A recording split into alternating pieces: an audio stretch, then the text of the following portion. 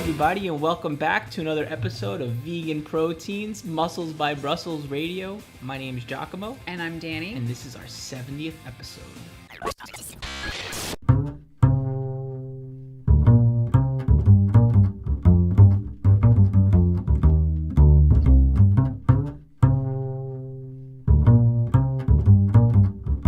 Thanks so much for tuning in to another episode. We've been keeping busy here, getting ready for the holiday season, if you will. We even got a jump start on decorating for Christmas, which was unprecedented for us. Yeah.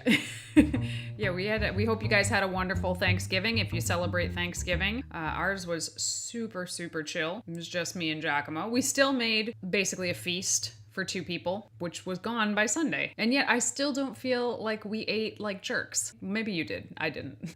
I was going into it and I was like, all right, I'm going to pace myself. And my second plate was, well, the first plate was pretty full, actually. And I was like, all right, I'm going to have a second plate anyway. And you looked at me and you're like, isn't this exactly what I tell our clients not to do? And I'm like, nobody sees what's going on right now. It's all good. But no, I don't feel like I overate, but I definitely enjoyed myself. We got to be a little bit more creative with the recipes this year because it was just us. So instead of doing pumpkin pie, we did like a pumpkin cheesecake pie, which I really liked quite a bit. What else did we do that was weird? Oh, 𝐬𝐻𝐾𝐿 made Brussels sprouts that were like lemon flavored. I thought he was making like a smoky maple Brussels sprouts, and then they came out and I was like, what are those seasoned with? And he's like, lemon. And I was like, that's weird for a Thanksgiving dinner. Well, me and my creative self was like getting ready to prepare the Brussels sprouts, and Danny was like, this is your recipe. And I'm like, no, it's Martha Stewart's recipe. Let me Google that for myself. And I went back and sure enough, I copied the recipe exactly, but it was not fall. More like an Easter recipe, I would say, if you do Easter. Yeah. But yeah, we did decorate. We decorated that weekend, and we don't usually decorate until like the middle of December. But we are going to wait till the kids are here to get the tree. The kids are going to be here this weekend. They come here every other weekend, and we're going to take them to get the tree. With kids around, everything about Christmas is just so much more fun. That was one thing we learned last year, was having kids in the household makes every holiday like 10 times more fun. 5 times is crazy, but 10 times more fun. Like 10 times. So I'm very excited to have them coming this weekend to get a tree. Like if you put the cookies out, you can eat them and get away with them, and somehow the kids still believe that some magical creature came and... What are you trying to say? What are you trying to say? Don't spoil it for him. Anyway, today's podcast episode is totally 𝐬𝐻𝐾𝐿's idea. He will be leading this conversation because I don't know if I have a lot to say about it. I think you do.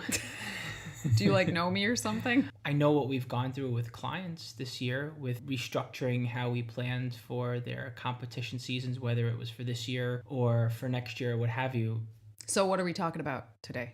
Exactly that. I want to discuss competitive bodybuilding and how this year has impacted competitors' ability to compete and how they plan for their prep and how they basically plan for their prep next year and all that. Like the logistics have changed a great deal and competitors have gone through an awful lot.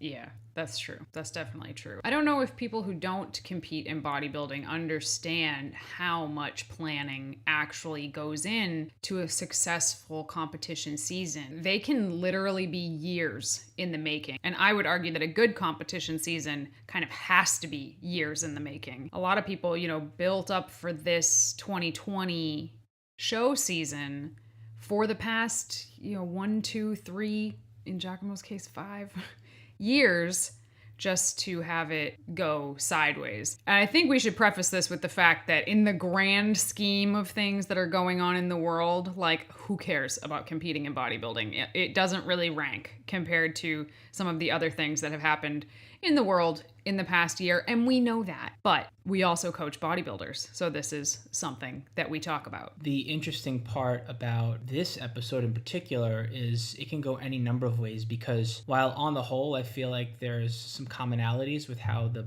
bodybuilding world has been impacted, I feel like each individual has a crazy story to tell. The other thing is that this affects how people are planning for next year. So there are those who didn't know COVID was coming coming and had started their preps. Clients of ours or other competitors in general, the bodybuilding competitive world at large, had lots of competitors this year that were already in the mix. Yeah, one of my clients, shout out 𝐬𝐮𝐬𝐜𝐫𝐬, she was 2 weeks out when the lockdowns hit. If you've never been 2 weeks out, just know that at that point, every moment of your existence is basically painful and hard and exhausting and hungry, but you're like so close to the finish line, and then it just nope.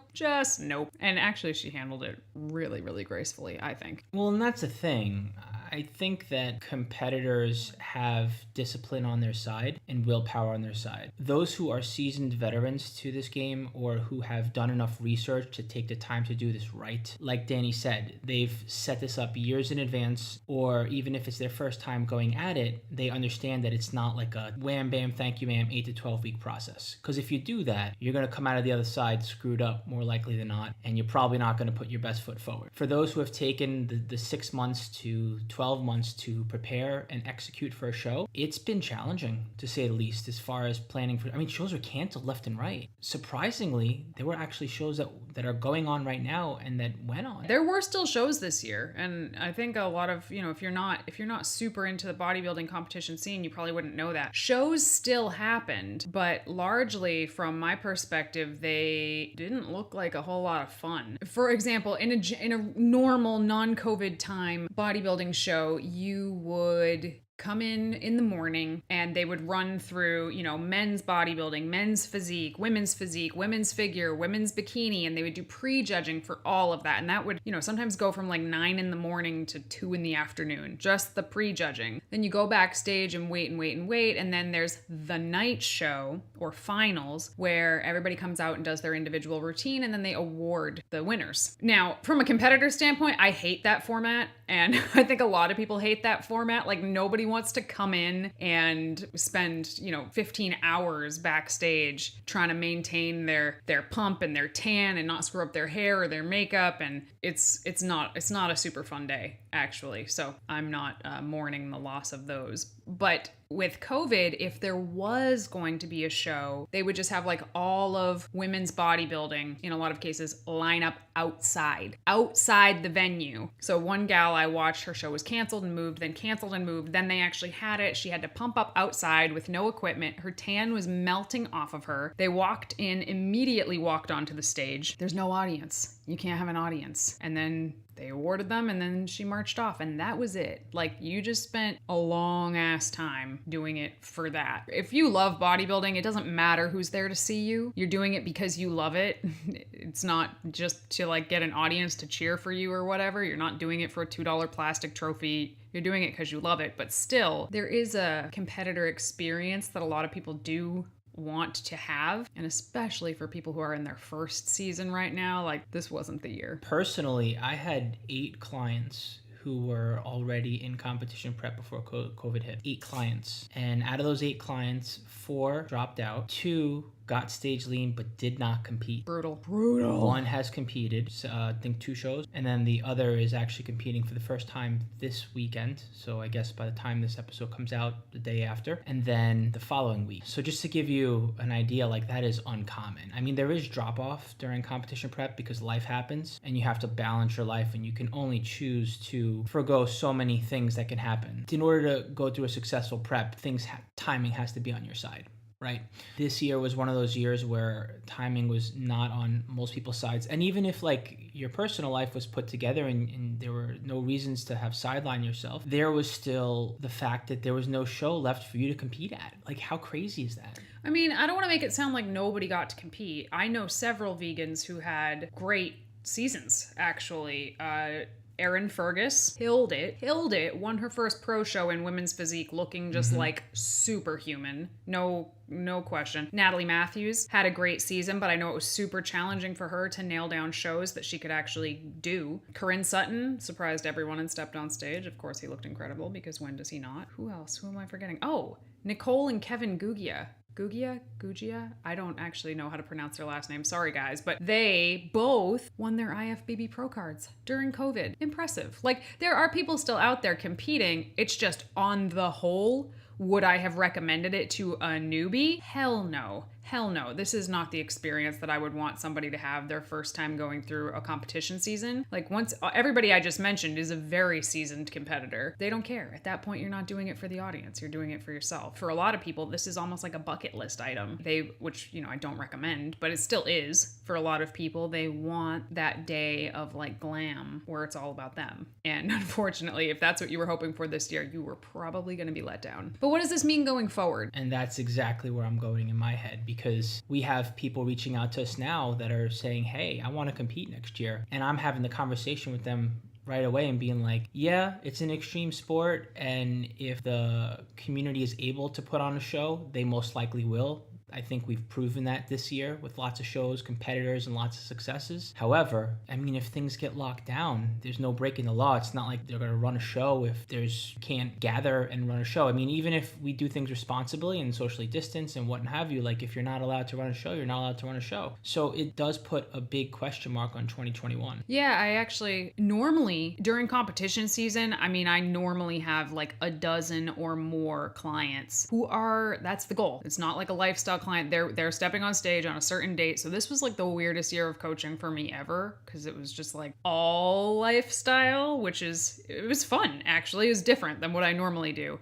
which is usually a good mix of lifestyle and competition. This was all lifestyle. And a lot of that lifestyle coaching was with competitors who were basically like losing their damn minds because they can't compete and they couldn't get to a gym. So interesting coaching year. But yes, we do have a couple of people right now that are planning on competing in 2021, some of them for their first season. Without us knowing what's going to happen in 2021, I think, hope, pray, whatever, that we will have a vaccine and things will ease up in the spring. That's what I'm thinking. I think by the spring it should be more chill, because I think winter's going to be pretty gnarly. That's my guess. I mean, it's already pretty gnarly and winter hasn't even started. But what I'm telling those clients right now is to tentatively shoot for late summer or fall. And that's my question to you, actually. Do you have any competitors that planned to compete next year and have been thinking about this since before COVID? Not specifically. Several clients were planning on competing this year, and likely as soon as the restrictions are lifted, they will compete. So I have lots of clients who will probably compete in 2021, but because we've just stayed the course and not done anything crazy, their building seasons, their off seasons have continued to remain productive. So when the time comes to pull the trigger on that prep, we're going to be good. It's the newer people that are just coming to us like, hey, I want to compete in 2021. It's like, all right, I feel like we're rolling the dice right now with what's going to happen. But regardless, the goal is always to build as much muscle as possible without putting on too much body fat, optimize metabolism, get the habits that you need in place, firmly in place before you even think about dieting. And if we can do that and shoot for late summer, early fall, then I think we'll be in okay shape. My fear is like, okay, what if we get that far and then it's like, whoops, we're not. What do we say to those people? Well, I think that's where you set the expectations right from the start. I think it makes it easier to make decisions, and it makes it easier for both the coach and the client to be on the lookout for the ever-changing climate in the world right now, essentially, right? Because things could be better by the spring, they could be better by the fall, they could go through. I mean, we really don't have answers. We have predictions, probabilities, but no concrete answers yet. But I feel like if you go in with the right kind of expectation.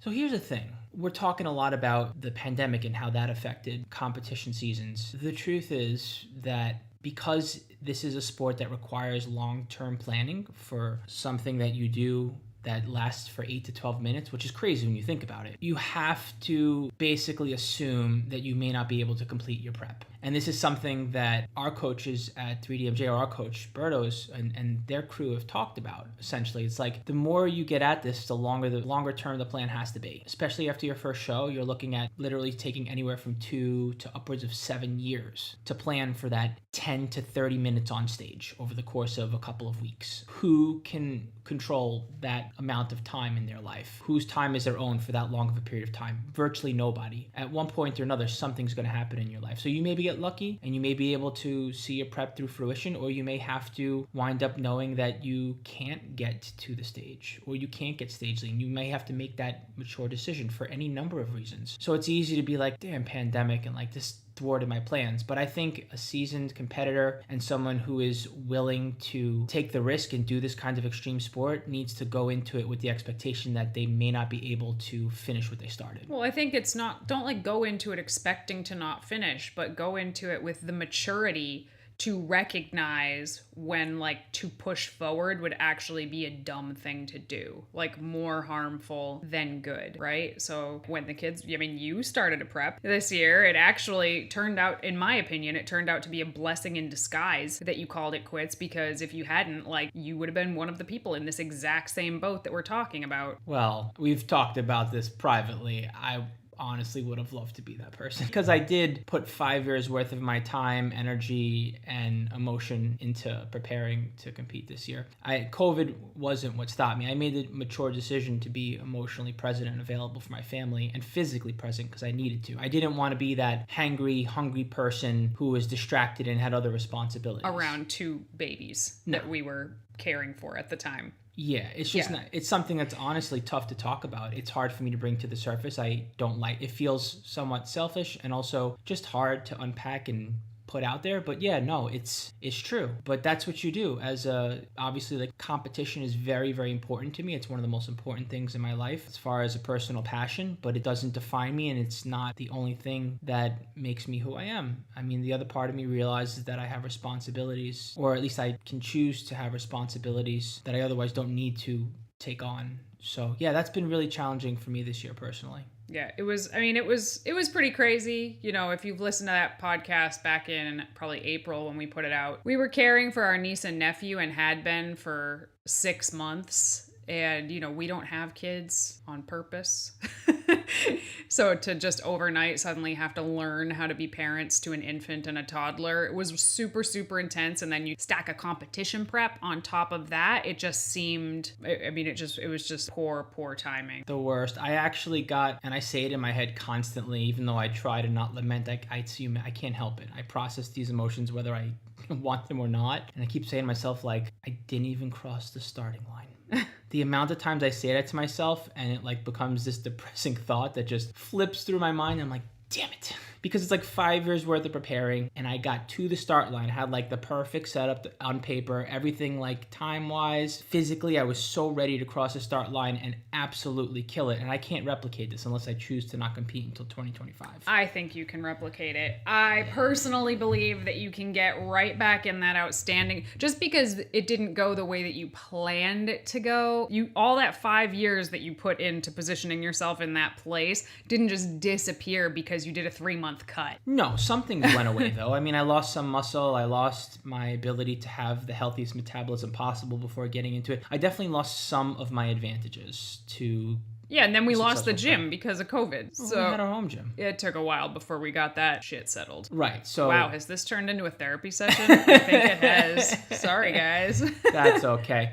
The truth is that you can take all these things that can become tough to reckon with and to talk yourself through, but if you don't make that mature decision to stop the thought of competing and actually do it, you can wind up wrecking your ability to compete in the future. I knew right then and there that if I chose to keep going, not only would I have been unsuccessful in competing because we had family responsibilities, I also would have wrecked my chance to compete next year, which right now it's still a possibility. Unlikely, because I feel like I still do have other responsibilities that are going to come up, but I have the possibility to compete next year or the year after. And that just would not have been possible had I just kept pushing and being like, I'm going to do this thing because I'm tough and I can get through it. I'm like, no, sometimes you have to think about what you're doing as opposed to just putting your head down and doing the work. Yeah, I don't even think it needs to be something that dramatic to pull the plug on a prep personally. In 2017, I started a prep and I literally got like 4 weeks in and I just realized my heart wasn't in it. My heart was not in that prep. My brain was just not ready to be in that kind of a caloric deficit. And just a few weeks in, I was like, you know what? Nah. And I just went back to building for another year, and it worked out pretty well, one could say, because that year every bad thing that could possibly happen to a human being seemed to happen to me that year. My dad died, I got Lyme disease, I broke my ankle, I threw my back out, and some other things we aren't gonna bring up. But yeah, it doesn't even have to be that dramatic. I'm just thinking about, are competitions in general gonna change in the future? My big hope is that the day show, night show format just goes away. just disappears because it is terrible from a competitor perspective. And I think that the mindset of people not hovering in crowds for longer than they need to, if that like sticks around long enough, 𝐿𝐿𝐵𝐿 is laughing because I'm so introverted. I'm like, can we just not all hover in crowds for no reason? Because I hate that. When there's not a pandemic. I'm thinking to myself, like, the people who put on the shows are usually competitors or know of competitors, and they're all like, if we're suffering, you're gonna suffer with us, and you're gonna sit here for the next 10 hours. Man, when we went to Worlds in 2019, yeah, it was last November, actually. We went to Worlds. It started at like 9 in the morning, maybe earlier, because I think we showed up after it had started. It started early in the morning, and like we didn't leave as spectators. We didn't leave until like 1 in the morning. We didn't even finish it. Do you remember? Because we left before bikini. We left. So that thing probably went on till like 3 in the morning. That's gross. How are you going to expect an athlete to look their best? 3 in the morning? How can you peak somebody to maintain that peak for like 20 hours? That's ridiculous. That's ridiculous. Anyway, I hope that goes away. I wonder what else will change. I don't know if that will change. I feel like as soon as spectators are allowed again, that there are going to be some grandiose plans to have all the seats, all the prejudging, fanfare, right? Old habits die hard. You know what I think will be cool if this changes in the future? Even little local shows have been live streaming their shows because there is no audience, and I would love it if more small shows or natural shows got live streamed because, you know, we have clients that compete all over the country and we don't actually get to see it happen live. We just have to wait to get pictures later, and that would be so neat to actually be able to just like watch our clients compete regardless of where they are. Well, we were in the gym and for some reason, like, we just so happened to catch 𝐿𝐿𝐵𝐿 live while we were training. Well, I knew she was she said what time she was going on, so I was trying to catch it, but I didn't know if I was going to be able to catch it, and we caught it just as she won gold.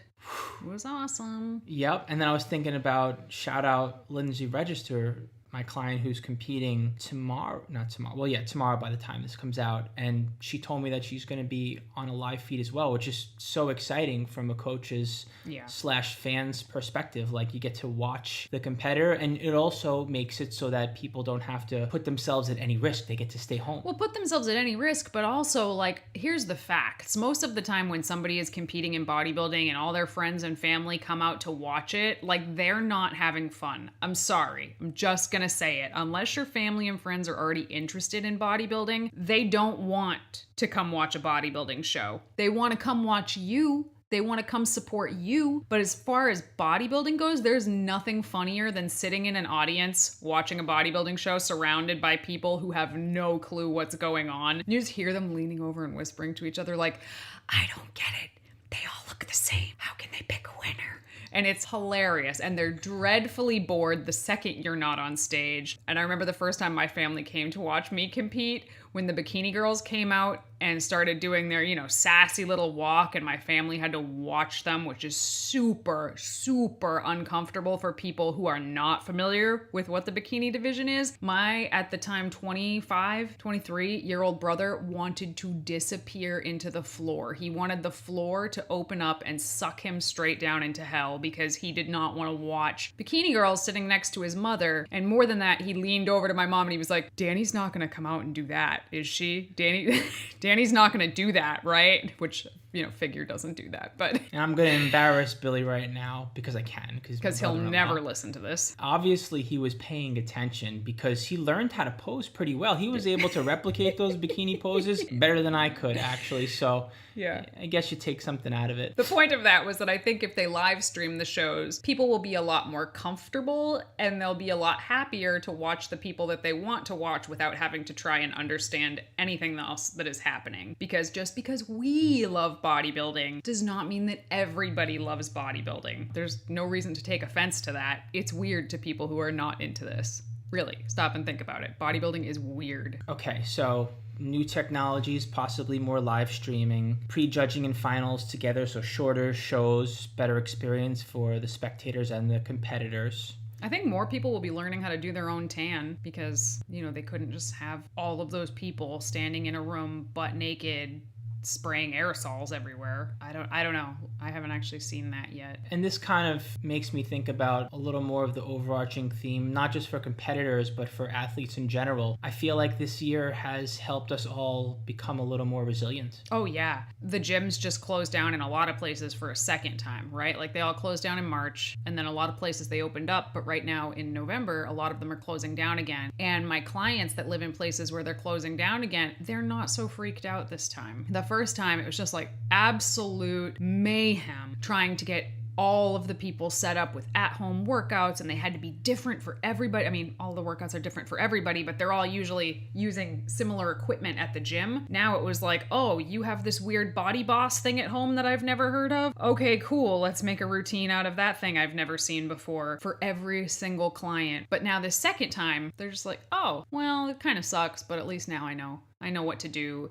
And more than that, the gyms closed down and nothing terrible happened to anybody. None of our clients like lost all their muscle or ballooned up over the months that they were closed. Everybody came out either the same or better than when the lockdown first started, which is great. You might be like, but if they came out the same, like what's the point? Like, listen, treading water during a storm is a feat in and of itself. And that's kind of what we've all been through. It really is, because the truth is that the more that you can go through, it's not that you can endure more, it's that when there's nothing going on, you're that much stronger, right? You're literally able to plan for pretty much anything without thinking that you need to plan for pretty much everything. I think the opposite is true when you get hit in the face with stuff and you're not ready, or you don't get through it gracefully. Right? You don't work on yourself as you're going through something. What happens is the next time that something goes on, you'll be thinking about it all the way leading up into whatever it is that might go wrong. It's like, oh my gosh, do I have to plan for the worst?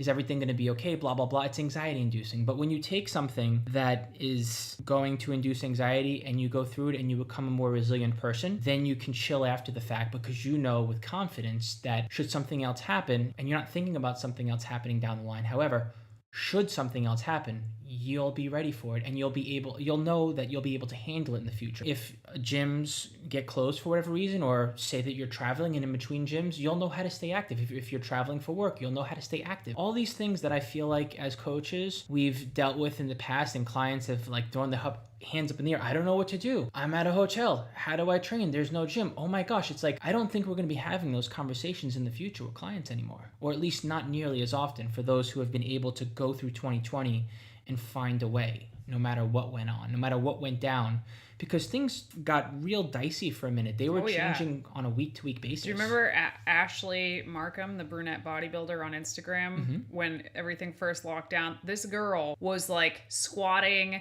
with a bamboo thing she found on the side of the road with like water jugs full up on each side of it. I mean, she had the craziest homemade gym equipment I've ever seen. And honestly, that was super inspiring to watch her like figure this out. Now she has real gym equipment, but like that was crazy to watch, because she was like in an apartment with nothing, literally building weights. Yeah. We saw all kinds of crazy stuff, but that was my favorite. Yeah, my client Shanti, before I even got a chance to find out that her gym got shut down, she was like lifting her couch. I'm like, okay, right on. Like, you do what you need to do to stay active. Oh yeah, Jeff Nippard on YouTube was deadlifting his couch at home. That was like one of his first lockdown videos. He's just deadlifting the couch, which is a great idea. Human beings are pretty resilient. That's all I'll say. But if you found that you were not one of the people that, you know, just like quote unquote found a way through 2020, don't beat yourself up over it. You can get back on track. You absolutely can get back on track.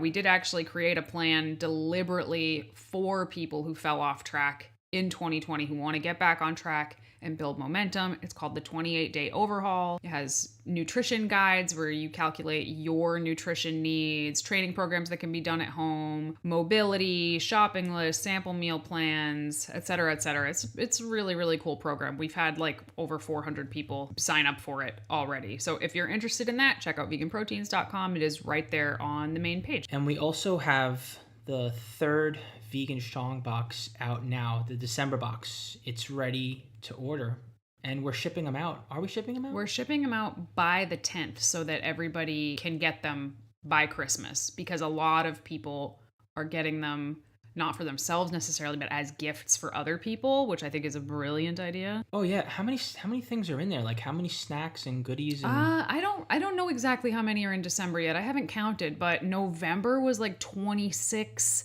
different items. So like food items, a surprise item that could be a book or a vegan strong swag or a fitness item. There's just such an incredible variety of things in these boxes. I'm not the one that acquires these products. Another person on our team acquires them. They just show up at my door and I'm like, this box is gonna be lit.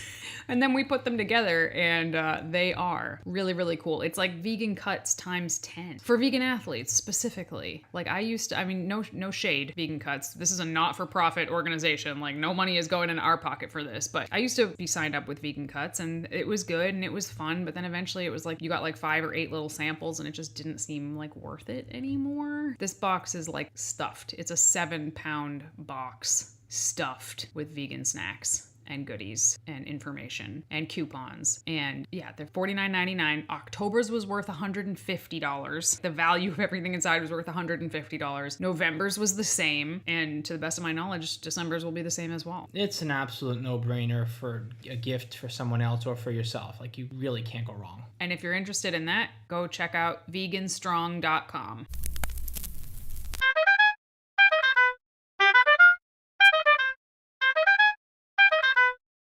Moving on to our question and answer segment, one for 𝐬𝐝𝐾. I've been eating super green, low-fat, balanced whole foods diet, and I'm bloated usually, especially at night. Mornings, I will usually have a flat stomach, but I stay around 1,300 to 1,400 calories because my goal is to lose fat and gain muscle / body recomp. Then yesterday I said F it and ate a whole thing of garlic bread and like 2 servings of pasta with a lot of vegan cheese, and on top of that, a Pepsi. It was a night. But then this morning, I woke up with a flatter stomach than I had the day before. Like, what is this? I'm thinking in my head how I would reverse engineer this, but the answer is not that complicated. It's pretty simple, actually. You were bloated and backed up most likely because you were eating fibrous, voluminous food to stay satiated. This can happen unintentionally when someone's in a caloric deficit, because when you're eating less, you want to feel full and you also want to make sure that you're eating nutritionally dense food, because you got to get your micros in and you got to keep healthy. The less food you eat, the more important it becomes to focus on getting your nutrients in. That being said, there is the possibility of going overboard and winding up getting too many fibrous, voluminous foods in,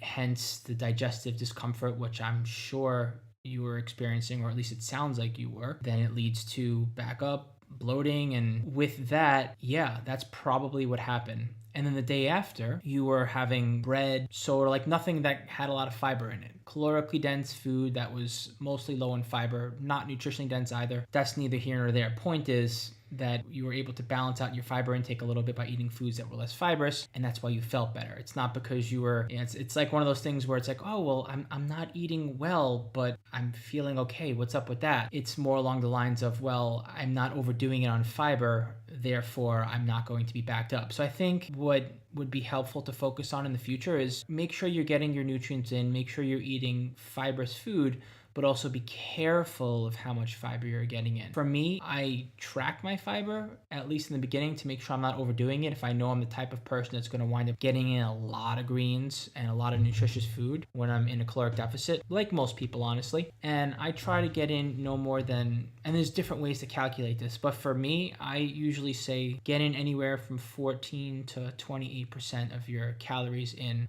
and no more than that in fiber. Any more than that and you're overdoing it. And again, there's all kinds of different ways you can calculate this. For me, I find that formula works. All right, this question's for you, Danny. I have a gaunt face from being underweight most of my life. As my body looks better, my face looks worse. Even when I gain weight, the fat just won't go to my face. Do I have to choose between my body and my face? Wow, this is a really tough question, and I totally know exactly what this person means. As you get leaner, you lose body fat from everywhere in your body, head to toe. So yes, that's your abs and your glutes and your thighs. It's also like weird places like your face and your hands and the bottoms of your feet, like places you wouldn't even think of. But when you lose fat from your face, you lose some of that youthful look. If you look at a lot of competitors, for example, on show day, they look way older than they actually are. All of us look older than we actually are on show day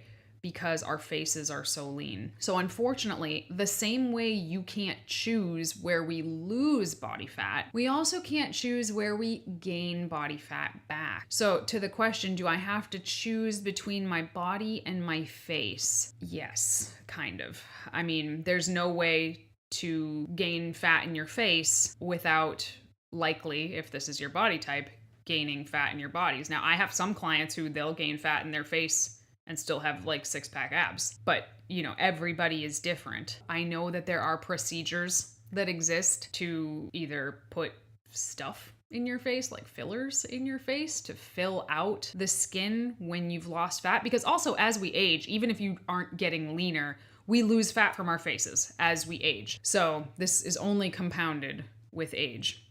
So I do know some people get fillers. I don't actually know anything about them. I think a lot of them aren't vegan. I think there might be one or two that is vegan. Like I've kind of heard that in passing, but I don't know a lot about it. But I know that a lot of people, men and women that I know, when they're not happy with their face and how lean it is, they'll go get fillers put in their face. You can also, and I do know this because my surgeon talked about it when I had my abdominoplasty, you can have fat sucked out of one spot in your body and put into your face, which is crazy. That sounds crazy, but that's a thing that they can do. So I'm not recommending either of these procedures at all. I'm just letting you know that they exist. If you have been underweight your whole life, though, I would focus on trying to get your body weight in a healthy place, and that might alone end up putting some fat back into your face and making it look, you know, better from your perspective. But in terms of, do I have to choose between my body and my face? Unfortunately, the answer there is probably